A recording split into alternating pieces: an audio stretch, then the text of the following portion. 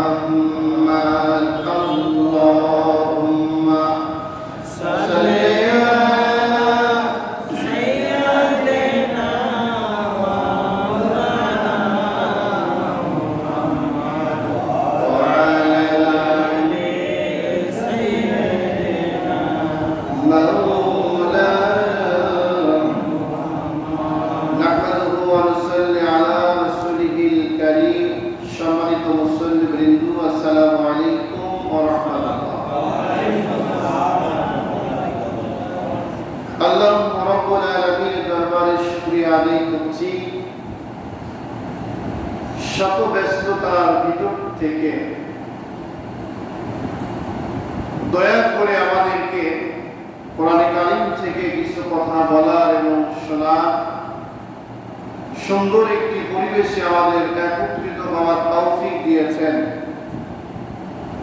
রব্বুল আলামিনের দরবারে শুকরিয়া আদায় করছি, সকলে বলছি আলহামদুলিল্লাহ।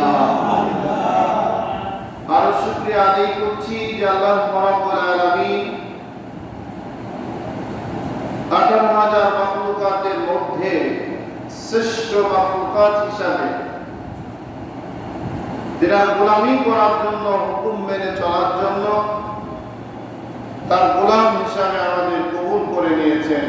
রব্বুল আলামিনের দরবারে শুকরিয়া আদায় করছি, সকলে বলছি আলহামদুলিল্লাহ। আমি গত জুমায় আলোচনা করছিলাম ঈমানদারদের আল্লাহ রব্বুল আলামিন কি করতে বলেছিলেন। তার জমিনে তার দ্বীন প্রতিষ্ঠিত করতে হবে, এ বিষয়ে কথা বলতেছিলাম। আজকের আলোচনার বিষয় হলো আল্লাহর জমিনে আল্লাহর দ্বীন প্রতিষ্ঠিত করার সংগ্রাম কতদিন করতে হবে আমাদের।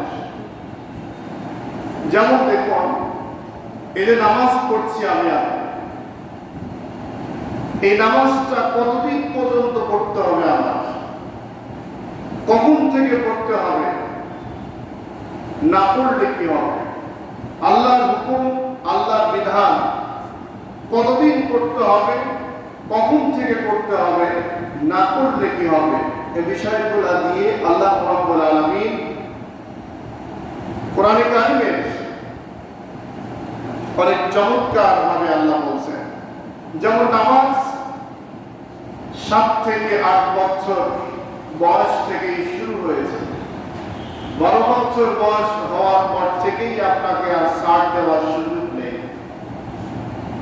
এক কথায় ইসলাম গ্রহণ করার পরে যতক্ষণ পর্যন্ত মৃত্যু না আসবে ততক্ষণ পর্যন্ত আপনাকে আল্লাহর বিধান অবশ্যই মেনে চলতেই হবে, ইচ্ছাই হোক আর অনিচ্ছাই হোক।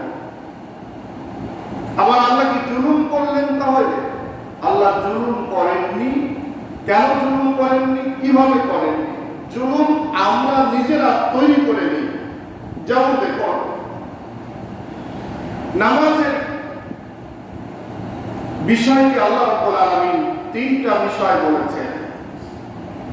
যদি তুমি সুস্থ থাকো দাঁড়িয়ে নামাজ পড়ো, অসুস্থ যদি হও বসে নামাজ পড়ো, একদম অসুস্থ দাঁড়ানো বসার কোনো সুযোগ নেই, ইশারায় তুমি নামাজ পড়ো। 3টা অবস্থায় একটি অবস্থা আল্লাহ সুযোগটা ছাড় দেননি। কেন? কারণ হলো গোলামের কাম মনিবের হুকুম মেনে চলা। যদি মনিবের হুকুম মেনে আপনি না চলেন, আপনি গোলাম হিসাবে থাকেন না, আপনি রাজা হয়ে যাবেন। আমরা অসুস্থ ঠিক, কিন্তু আমরা তো গোলাম।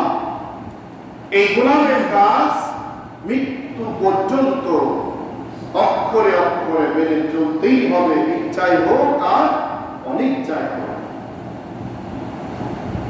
এই যদি হয় তাহলে আল্লাহর জমিনে আল্লাহ রাব্বুল আলামিন বললেন, আমার দ্বীন প্রতিষ্ঠিত করো, সংগ্রাম করো, কোরআনে দাওয়াতকে নিয়ে চলো মানুষের কাছে। এই কোরআনে দাওয়াত মানুষের কাছে নিয়ে যাও। এখন তো দাওয়াত অনেক রকম ভাবে আমরা বুঝে থাকি। যেমন দেখুন, ছোট্ট একটা এক্সাম্পল আপনি আনেন। রাসূল সাল্লাল্লাহু আলাইহি সাল্লামের সুন্নাত, যখন আপনি বিয়ে করতে যাবেন, বিয়ে করবেন, তিনটা পর্যায়ে আপনাকে তথ্য নিতে বলেছেন। প্রথম তথ্য হলো মেয়েটা দিনদারি কিনা, 2 নম্বর সুন্দরী কিনা, 3 নম্বর তার মার বংশটা আসলে আছে কিনা। এই তিনটা সমন্বয় কোন একটা 19-20 যদি হয়, দিনদারির দিক দিয়ে আপনি একটু মজবুত ভাবে চিন্তা করুন, আপনি পেয়ে যাবেন। এই তিনটা বিষয় মেনে বিয়ে আবদ্ধ যদি কেউ হয়, কেউ যদি দিন কালেমার মধ্য দিয়ে একজন যুবক যুবতী একত্রিত হয়, আল্লাহ রাব্বুল আলামিনের হাবিব বলেন ওদের মধ্যে একটা বরকত চলে আসবে। বরকত দিবেন কে? আল্লাহ। কিন্তু দেখুন, আমরা কথা বললেই আপনারা বলেন সুযোগ পেয়েছেন জন্য শুধু রাজনীতি করে যান। সুযোগে রাজনীতি হয় না। 18টি বছর যাদের পিছনে ঘুরেছিলেন, এই সমাজের মানুষরা বাবার পরিচয় দেয়নি, দলের পরিচয় দিয়েছে। ন্যাংটা ছেলে দাঁড়িয়ে প্রসাদ করতে পারে না, ছাত্রলীগের হুমকি দিয়ে কথা বলতো বৃদ্ধ মুরব্বী শিক্ষক সকল স্তরের মানুষদের সাথে। ঠিক না বলেন? এত কিছু করলেন, আপনি কি আগে যাওয়ার আগে তার বাবার পরিচয় নিয়েছেন, বাবার জন্য বিশাল একটি জায়গা করেছেন, বছরে বিভিন্ন সময় গিয়ে সেখানে ফুল দিয়ে আসতেন, দোয়া করতেন। স্বামীর পরিচয় বাজি দেন, দরকার নেই। তার নামীর পরিচয়টা কোনোদিন বাংলার জমিনের মানুষ তো খুঁজে পাইলেন না, খুঁজলেন না। আপনারা চেষ্টাও করলেন না যে কোন বংশের মেয়ের পিছনে গিয়ে আমি আল্লাহর কোরআন বাদে, আল্লাহ রাসূলের আনুগত্য বাদে আমি মানুষ রচিত আইন দিয়ে আমার জীবন ব্যবস্থা পরিচালনা করে দেশের মধ্যে শান্তিতে থাকতে চাই, এই সিদ্ধান্ত নিলেন। তা তো নারীর বাড়ির পরিচয়ই দেয়। আজকে না থাকার কারণে বৈষম্য আন্দোলনের মাধ্যমে এমন জায়গায় পলানো লাগলো, যাওয়া লাগলো, যেই জায়গাটা আসলে ওখানে নানির বাড়ি আছে কিনা, স্বামীর বাড়ি আছে কিনা, দাদার বাড়ি আছে কিনা, আসলে কোনো আত্মীয়করণ আছে কিনা, এই প্রশংসা, এই প্রকাশটা ওখান থেকেও করার কোনো সুযোগ নাই। আবার তিনি বলতেছেন বাংলাদেশে আসবেন, পরিচয়বিহীন মানুষদের সাথে আত্মীয় আমরা করতে চাই না। ঠিক না বলেন? পরিচয় নেই, আত্মীয় করতে চাই না। আল্লাহ কি বলছে বা কোরআন থেকে শোনো। আল্লাহ রাব্বুল আলামিন বলেন, কাতিলুল্লাযীনা লা ইউমিনুনা বিল্লাহি ওয়া বিল ইয়াউমিল আখির ওয়া ইউহাররিমুনা মা হারামাল্লাহ। আল্লাহ রাব্বুল আলামিন বলেন, তাদের সাথে যুদ্ধ করতে থাকো, তাদের সাথে যুদ্ধ করতে থাকো তোমরা। তাদের বলতে হলো বোঝায় যারা কোরআনের পক্ষে চলে, ইসলামের পক্ষে চলে, তারা না। তাদের পক্ষে যুদ্ধ করতে থাকো মানে হলো এই জমিনে আল্লাহর দ্বীন বাদে, কোরআন বাদে মানুষ রচিত আইন যারা প্রতিষ্ঠিত করতে চেয়েছিল, যারা নিজের ক্ষমতা প্রতিষ্ঠিত করতে চেয়েছিল আল্লাহর সব কিছু ভুলে গিয়ে, যেমনটি ফেরাউন করেছিল, ওয়াকালা ফিরআউনু দারুনি আব্দুল মূসা ওয়ালিয়াদউ রাব্বা, যেমনটি ফেরাউন করেছিল। একটা পর্যায়ে গিয়ে ফেরাউন বলল, দুনিয়ার মানুষ তোমরা শোনো, আমাকে তোমরা রব স্বীকার করে নাও, ভালো এবং মন্দ যা কিছু করার সব আমি করতে পারি তোমাদের, আমাকে তোমরা রব স্বীকার করে নাও, আমি তো তোমাদের চলাই, আমি তো তোমাদের সব কিছু করে দিই। এমন একটা পর্যায়ে ফেরাউন নিজেকে যখন খোদা দাবি করার প্রচেষ্টা চালিয়ে গেল, তখন বলল ফেরাউনকে তার উপদেষ্টা হামান বুদ্ধি পরামর্শ দিয়ে বলল, যা বলা এখন তো আপনি খোদা দাবি করতে পারেন না, আপনি তো যাচাই বাছাই করলেন না, আগেই খোদা দাবি করেন কিভাবে? বলল ঠিক আছে, যাচাই বাছাই করো। কিভাবে করব? চাকু হামানের বুদ্ধির মধ্যে দিয়ে মিছিল বের করা হলো, আমার খোদা, তোমার খোদা, ফেরাউন খোদা, ফেরাউন খোদা, বিভিন্ন জায়গায় রওনা দাও, স্লোগান দাও। ফেরাউন বলল লাভ কি?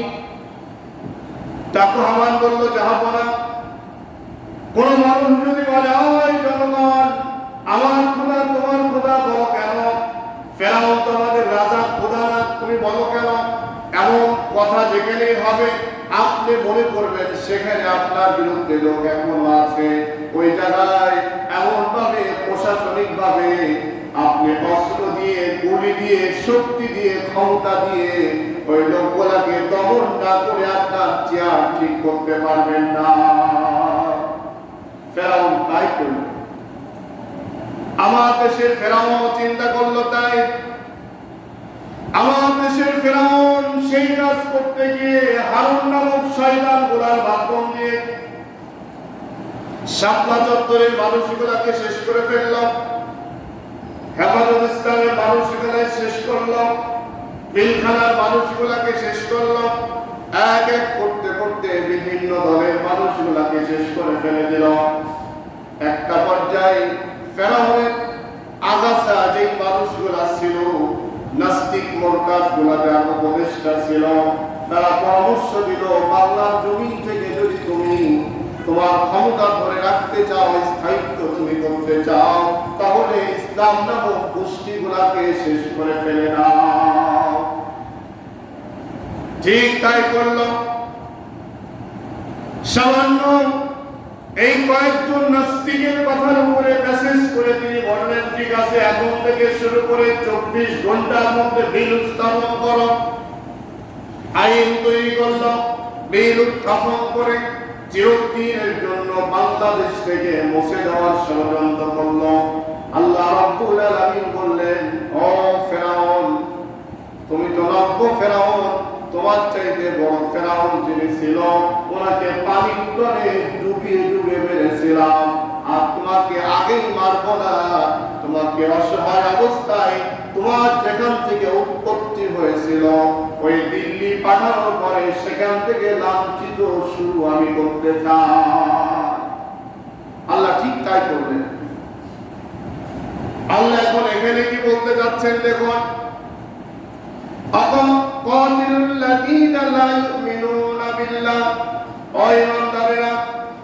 তোমরা ততক্ষণ পর্যন্ত তাদের সাথে যুদ্ধ করো যারা হলো ফেরাউনি কায়দায়, ফেরাউনি আচরণে তোমাদের নির্যাতন করেছে, জুলুম করেছে, অত্যাচার করেছে, তোমরা তাদের সাথে যুদ্ধ চালাইতে থাকো। কতক্ষণ পর্যন্ত চালাবেন? লা ইউমিনুনা বিল্লাহি ওয়া বিল ইয়াউমিল আখির ওয়া ইউহাররিমুনা মা হারামাল্লাহ। ততক্ষণ পর্যন্ত যুদ্ধ চালাও যতক্ষণ পর্যন্ত একমাত্র শুধুমাত্র আমার জমিনে আমার দ্বীন প্রতিষ্ঠিত, আমার জমিনে আমার হুকুমত, আমার জমিনের সকল স্তরের মানুষগুলা যতক্ষণ পর্যন্ত স্বীকৃতি প্রদান না করে যাক আল্লাহ ব্যতীত আর কাউকে মানে না, এমনকি কিয়ামত যদি হয়, তবুও তোমরা আমার বিধান দিয়ে আমার রশিকে, আমার এই জমিনটাকে মজবুত করার জন্য তোমরা সংগ্রাম চালিয়ে যাও। আল্লাহ বলেন সংগ্রাম চালিয়ে যাও। আর তারা কয় আমরা দেশে আসবো। এদেশের মুসলমান গুলা কি তাহলে এর আগে তারা কথায় কথায় বলতো আমরা কি বসে আঙ্গুল চুষবো, বলতো না? বলে তাহলে এদেশের মুসলমান যারা নাস্তিক, মুরতাদ, স্বৈরাচার আবার যদি এসে এই দেশে ঝামেলা পাকাতে চায়, এই বাংলার জমিনের 18 কোটি মুসলমান বসে বসে আঙ্গুল চুষবে না। ঠিক কিনা বলে? না মামুর বাড়ি না তো নানির বাড়ি তো পরিচয় নাই, আসবি কি? এই জন্য আল্লাহ রাব্বুল আলামিন আরো পরিষ্কার করে বললেন, শোনো,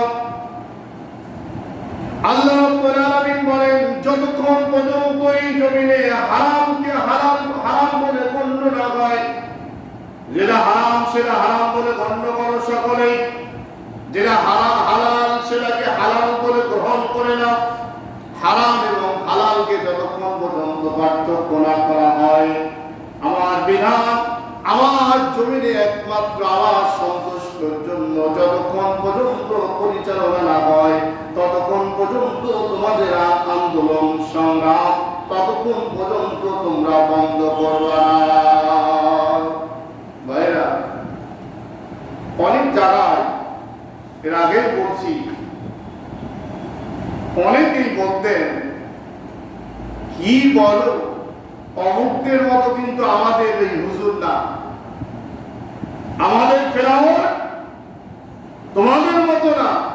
কার মতো? আমাদের এটি হলো তাহাজ্জুদ পূজারী, কোরআন তেলাওয়াত ছাড়া উনি কথাই বলতে চান। কিছু লোক উনি নিজে পড়ে নাকি এ কথা বলতো না, সত্যটা বলে, ওনার নিজের কথা বলতো না যে আমি পড়ি নাকি সেটা বলে না। অথচ আল্লাহ রাব্বুল আলামিন বলেন ইয়া আইয়ুহাল্লাযীনা আমানু কু আনফুসাকুম ওয়া আহলিকুম নার, তুমি নিজে জাহান্নামের আগুন থেকে বাঁচো এবং আরেকজনকে বাঁচাও। উনি নিজে কোনোদিন বলতো না যে আমি কিন্তু পাঁচ ওয়াক্ত নামাজি হয়ে গেলাম, আমার পরিবার এখন নামাজি। আরে আমার বাপ মা পাঁচ ওয়াক্ত নামাজ পড়তো, আমার বংশে বেনামাজি বলতে কেউ নেই, এই কথা কোনোদিন বলে নাই। বড় বড় যারা নেতৃত্ব স্থানে বসে কাউয়াদের মতো অনেকেই বলতো তাহাজ্জুদ পর্যন্ত মিস করে না, কিন্তু উনি কি করে সে কথা কোনোদিন বলে নাই। সত্য কিনা বলেন? বলে নাই। এই ভিডিওগুলো খুঁজে বের করেন। আল্লাহ রাব্বুল আলামিন কি আমার হিসাব কি তার থেকে নেবে, না আমার হিসাব আমার থেকে নেবে? যার যার হিসাব আপনি দিতে হবে, কিন্তু আপনি মাথায় রাখেন নব্য ফেরাউনকে যারা ভালোবাসছেন, তার পিছনে যারা দৌড়িয়েছেন, তাকে যারা সন্তুষ্ট করতে গিয়ে আল্লাহর কোরআন দেখিয়েছেন, 1 ঘন্টা বেলা বাড়িয়ে দিলাম, 1 ঘন্টা সূর্যকে কমিয়ে দিলাম, মনে যা চাই তাই করেছেন যারা, আয়না ঘরের মতো জায়গা তৈরি করে মানুষদের মা বুক খালি করেছেন, বিধবা করেছেন, সন্তানদের এতিম করেছেন, আপনি সাহায্য করে, সহযোগিতা করে, সাপোর্ট করে আপনি ওই নব্য ফেরাউনের অবস্থা যেমন হয়েছে আপনারও সেই অবস্থা হবে। খুব বেশি দিন হবে, দেরি হবে না। আর আপনি কেন করেছেন? মানে জানতেন, বুঝতেন। মসজিদ গুলাকে কলুষিত করে ফেলছিল, অনুষ্ঠান গুলাকে কলুষিত করে ফেলছিল, এমন কোন জায়গা নাই সেখানে কথা বলে না। চট্টগ্রাম বলে আজকে কত আদান, এখন কই তোমাদের সেই বড় বড় লেকচার গুলা কই? এই যে আল্লাহ রাব্বুল আলামিনের বিধান হলো ততক্ষণ পর্যন্ত সংগ্রাম চালিয়ে যাও যতক্ষণ পর্যন্ত এই জমিনে আমার দ্বীন প্রতিষ্ঠিত না হয়। তাহলে আমরা গোলাম কার? বলেন, হুকুম মানব কার? আল্লাহর সন্তুষ্টর বাইরে ওরকম ফেরাউনকে খুশি করতে আমরা কেউ পূর্বেও চাই নাই, এখনো চাই না, আগামীতেও চাবো না ইনশাআল্লাহ। ফেরাউনকে আমরা থুতু নিক্ষেপ করি। আমার ভাইরা, আরেকটি জায়গা আল্লাহ রাব্বুল আলামিন বলতেছেন, দেখুন, আকাতিলুহুম হাত্তা লা তাকুনা ফিতনাতুন ওয়া ইয়াকুনা আদ-দীনু লিল্লাহ। আল্লাহ রাব্বুল আলামিন বলেন তাদের সাথে যুদ্ধ করতে থাকো। এখানেও তাদের সাথে বলতে হলো কারা? ফেরাউনের অনুসারী যারা তারা, ফেরাউনের দোসর যারা তারা, নমরুদের দোসর যারা তারা, আমাদের বাংলার নব্য ফেরাউনদের অনুসারী যারা তারা। ঠিক কিনা বলেন? এক কথায় যেই কোরআনের বিরুদ্ধে কথা বলবেন, ইসলামের বিরুদ্ধে কথা বলবেন, আল্লাহর বিরুদ্ধে কথা বলবেন, সেই জমিনে কথা বলার ইখতিয়ার আপনি রাখেন না। কারণ জমিনের মালিক আপনার মালিককে, আমার আপনার সকলের মালিক যদি আল্লাহ হয়, কথা বলবেন শুধুমাত্র কার? আল্লাহ। এটাই হলো আল্লাহর দাবি, আর কিচ্ছু না। এই হলো আল্লাহর দাবি। কিন্তু আল্লাহ রিজিক খায়, আল্লাহ রিজিক খায় আর প্রশংসা করে হলো দিল্লির, খায় হলো বাংলাদেশের, আর মুক্তি নেই হলো তাদের যাদের বিষয় আল্লাহ রাব্বুল আলামিনের হাবিব এই স্পষ্ট ভাষায় কোরআনে নিষেধ করেছে, হাদিস দিয়ে প্রমাণিত দিয়েছে। আমার ভাইয়েরা, আমরা মুসলিমদের কোন সময় শত্রু মনে করি না।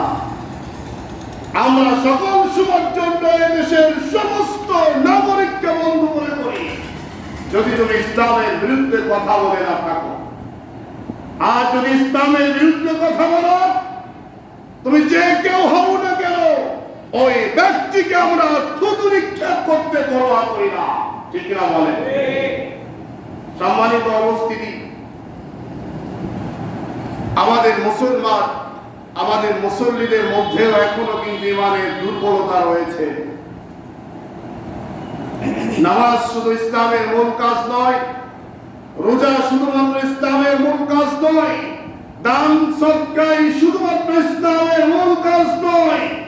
ইসলামের মূল কাজ হলো আপনার জীবনের শুরু থেকে শেষ মুহূর্ত পর্যন্ত প্রত্যেকটি স্তর একমাত্র আল্লাহর হুকুম মেনে চলা। আল্লাহর দাবি। আমরা কোরআনের কথা বলার পরেও কিছু লোক তাচ্ছিল্য করে। দেখুন, আশ্চর্যের বিষয়, আমরা মুসলমান হিসেবে আমাদের লজ্জা লাগে। গত বছরেও আপনারা দেখছেন কয়েক জায়গায় একটা ভিডিও আপনারা এখনো খুঁজতে পাবেন।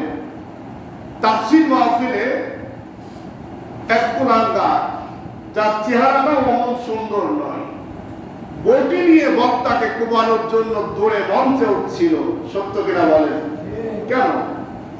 এ সাহস কোথায় পায়? এ সাহস কে দিয়েছে তোমাকে?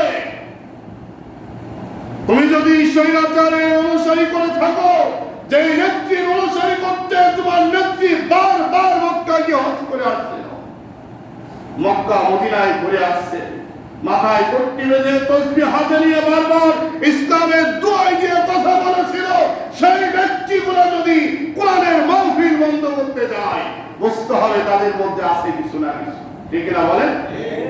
কই বাংলাদেশের 18 কোটি মুসলমানদের আর কেউ তো কোনোদিন কোরআনের বিরুদ্ধে কথা বলবে না। আমার কোরআনের আলোচনা করলে আপনার গায়ে বাধে কেন? এইজন্য আল্লাহ রাব্বুল আলামিন বলেন, তাদের সাথে যুদ্ধ করো, অকাতিলুহুম হাত্তা লা তাকুনা ফিতনা। তাদের সাথে যুদ্ধ করো যতক্ষণ পর্যন্ত আল্লাহর আনুগত্যকে পরিপূর্ণ জীবনে বাস্তবভাবে মেনে না নেয়। এখানে 3টা পর্যায় বলছেন। আল্লাহ সব জায়গায় আপনাকে জুলুম করে নাই, আল্লাহ 3টা পর্যায় করেছেন। প্রথম নাম্বার বললেন, হে আমার গোলামরা, তাদের সাথে যুদ্ধ করতে গিয়ে যদি তোমাদের ক্ষমতা থাকে, হাত দিয়ে বাধা দাও। যেমন মনে করো তাফসীর মাহফিল বন্ধ করে দিলেন, সেখানে অসংখ্য মুসল্লি বসেছিল, কিন্তু প্রশাসন আপনার পক্ষে ছিল না, জন্য আপনারা নানান তাকবীর দিয়েছেন, স্লোগান দিয়েছেন, কিন্তু কাজ করতে পারেন নাই। তার মানে হাতে কোনো ক্ষমতা ছিল না। ঠিক না বলেন? যদি আল্লাহ বলছে যদি ক্ষমতা থাকে থাকে ওয়াকাতিলুহুম হাত্তা লা তাকুনা ফিতনা। হাতে যদি ক্ষমতা থাকে হাত দিয়ে নিষেধ করো, বাধা দাও। ক্ষমতা ছিল না, হাত দিয়ে আমরা বাধা দিতে পারি নাই। 2 নম্বর, মুখ দ্বারা নিষেধ করা বন্ধ করার জন্য পরামর্শ দাও, সেটাও আমরা করছি, কোনো কথা শুনে নাই। 3 নম্বর, যে এই কাজটা আমরা সকলেই করছি, সেটা হলো অন্তরে অন্তঃস্থল থেকে ওই কাজকে ঘৃণা করেছি। ঠিক না কথা বলে? আপনি এই কোরআনকে যদি কেউ অপমানিত করে, বেইজ্জতি করে, লাঞ্ছিত করে, কোন আলেমকে যদি নির্যাতন করে, বেইজ্জতি করে, এটা মুসলমান জাতির ভাগ্য ভালো না খারাপ? আর আপনার মানে আপনি কিচ্ছু করতে পারেন নাই।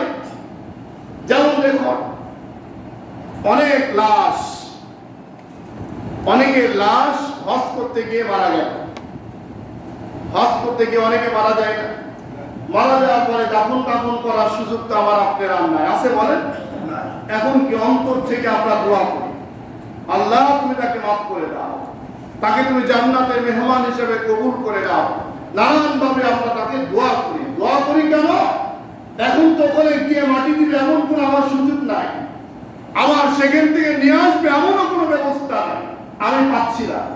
অতএব দোয়া করুন, অন্তর থেকে দোয়া করুন আল্লাহর কাছে, আল্লাহ রাব্বুল আলামিন আপনার দোয়া ওসিলা করে তাকে মাফ করে দিতে পারে। ঠিক না বলেন? ঠিক আমরাও মাজলুম অসহায় অবস্থায় বাংলার 18 কোটি জনগণের দোয়ার বিনিময় আজকে বাংলার জমিনকে আল্লাহ মুক্ত করে দিয়েছে। ঠিক না বলেন? দোয়া সবাই করেছে, আমরা চোখের পানি ফেলে কাঁদছে অনেকে, আল্লাহ সহ্য হয় না।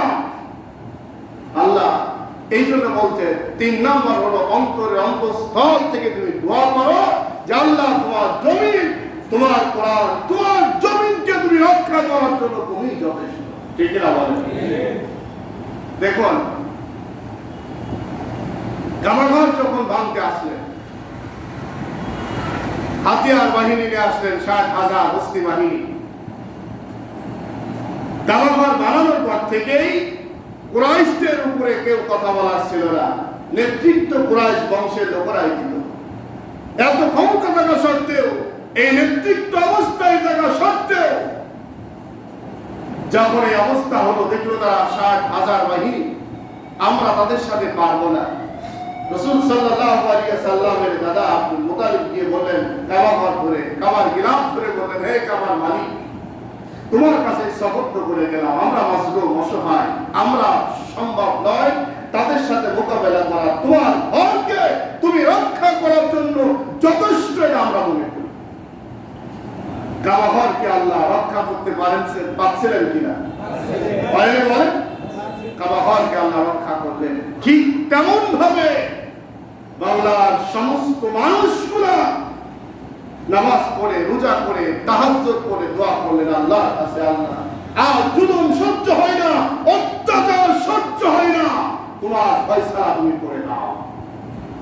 আল্লাহ করছেন কিনা বলেন? আল্লাহ শুকরিয়া। এই জন্য সম্মানিত উপস্থিতি, আল্লাহ রাব্বুল আলামিন বলেন, এটা হলো ব্যক্তি, সমাজ, রাষ্ট্র, পারিবারিক সকল স্তরে আমাকে আপনাকে সংস্কার হতে হবে, সংস্কার হতে হবে, আমাদের পরিবর্তন আনতে হবে, আমাদের নিজেদের পরিবর্তন হতে হবে। কারণ এই পৃথিবী অস্থায়ী একটি পৃথিবী, অস্থায়ী। দেখুন, অনেক বাড়ি ভাড়া দিয়েছেন, যে লোকটা বাড়ি করলো ভাড়া দেওয়ার জন্য ব্যবসা, ওনার ইচ্ছা হলো এই বাড়িটাকে ভাড়া দেওয়ার জন্য সৌন্দর্য করে তৈরি করলেন। এখন দেখা গেল ওই বাড়িতে একজন ভাড়াটিয়া আসলো, আসার পরে এমন কিছু জিনিস, আসবাবপত্র নিয়ে আসছে ওই বাড়িতে, যে আসবাবপত্র ওই বাড়িওয়ালার বাড়িতেই নাই। এমন হয় কিনা বলেন? হয় না বলেন? হয়। এখন 2 বছর, 5 বছর, 3 বছর, যতটুকু সময় ওই ভাড়াটিয়া ওখানে থাকছে, এত আসবাবপত্র, জিনিসপত্র নিয়ে আসছে এই বাড়ি, এগুলো পরিবর্তন করার সময় অনেকটাই ক্ষয়ক্ষতি হয়ে যায়, ভেঙে যায়, ওইভাবে নষ্ট হয়ে যায়, নেওয়া যায় না, ইত্যাদি ইত্যাদি হয়। এখন বলুন তো, এই ক্ষয়ক্ষতি দেখে আসবাবপত্র দিক তাকিয়ে বাড়িওয়ালা কি ওই ভাড়াটিয়াকে ওই বাড়িটা লিখে দিবে? কথা বলেন, লিখে দিবে না। কেন লিখে দিবে? এই জন্য এই বাড়ির মালিক আমি নিজে, এই বাড়ির মালিক আমি। এই বাড়ি রেজিস্ট্রি করে লিখে দেওয়ার জন্য ভাড়া দিই নাই। ভাড়াটিয়া আসছিলে, এখন আর তোমাকে ভাড়া দিব না, এখন তোমার এখান থেকে চলে যেতেই হবে। যাওয়ার সময় ভাড়াটিয়া বসে বসে যদি কাঁদে আর বলে হায় আফসোস, চাইছিলাম জিনিসপাতি নিয়ে এসে থাকবো এখানে, এখন আমাকে রাখলো না, চলে যেতে হচ্ছে, এই অবস্থায় যদি বুক থাপড়ায় কাঁদি আর বলে আরে কি করলাম, কি হলো, আমাকে দেখলো, ইত্যাদি ইত্যাদি বিষয়গুলা, তাহলে কি বুদ্ধিমানের কাজ না বোকামির কাজ? কোনটা বলে? বোকামির কাজ। কেন? তোমাকে ভাড়াটিয়া হিসাবেই দেওয়া হয়েছে, মালিক বানানো হয় নাই। এই দুনিয়াতে আমি আপনি যারা আসছি আমরা সকলেই ভাড়াটিয়া। আমরা সকলেই কি বলেন? অস্থায়ী, স্থায়ী নয়। আমরা সকলেই ভাড়াটিয়া। এই দুনিয়া থেকে যখন আপনার সন্তান চলে যায়, বাবা চলে যায়, মা চলে যায়, স্ত্রী চলে যায়, আপনি যখন চলে যাবেন বুক টাপড়িয়ে কান্নার রোল পড়ে যায়। এই কান্নার ইখতিয়ার আপনাকে দেওয়া হয় নাই। আপনার বুকের ভালোবাসা থাকতেই পারে, আপনি কাঁদবেন, তো এই না আহারে আর কোনদিন সহ্য করা যায় না, অকাল মৃত্যু হলো, এটা মানা যায় না, হয় না, ইত্যাদি ইত্যাদি বিষয়গুলা আপনি বললেন আর বুক থাপড়িয়ে কাঁদলেন। এটা হলো ওই ভাড়াটিয়া লোক যেমন বোকামি, আপনার এই চিল্লানোটাও ঠিক তেমনই। এই জন্য সম্মানিত উপস্থিতি, অস্থায়ী এই পৃথিবীতে এসে স্থায়ী মালিক সেজে নিজেকে যদি মনে করেন আমি প্রতিষ্ঠিত থাকবো, এটা আপনি বুকার স্বর্গে ছাড়া আর কোথাও অবস্থান করবেন না।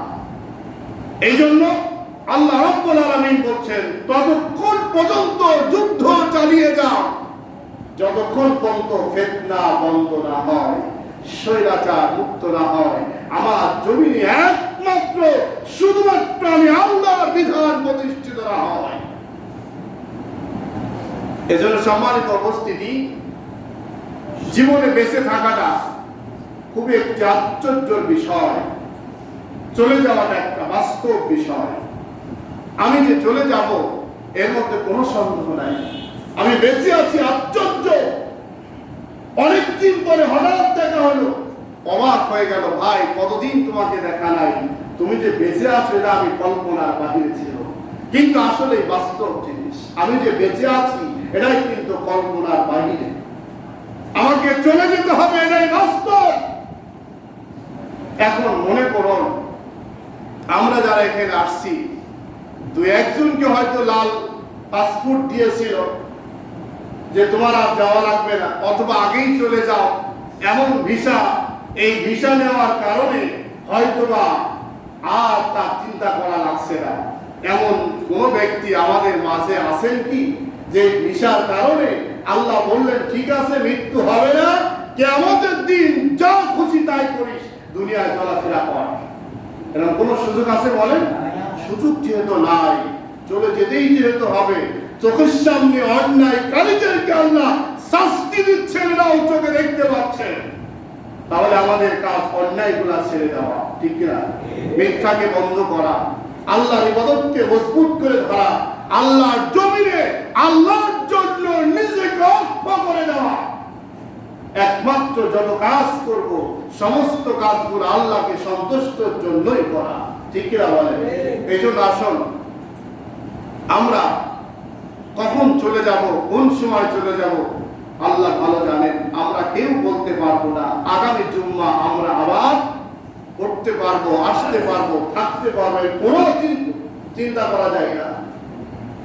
এই জন্য আমার আপনার সকল সময়ের জন্য নিজেকে প্রস্তুত থাকতে হবে।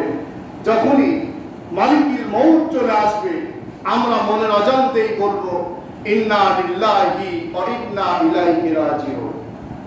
কেন বললাম?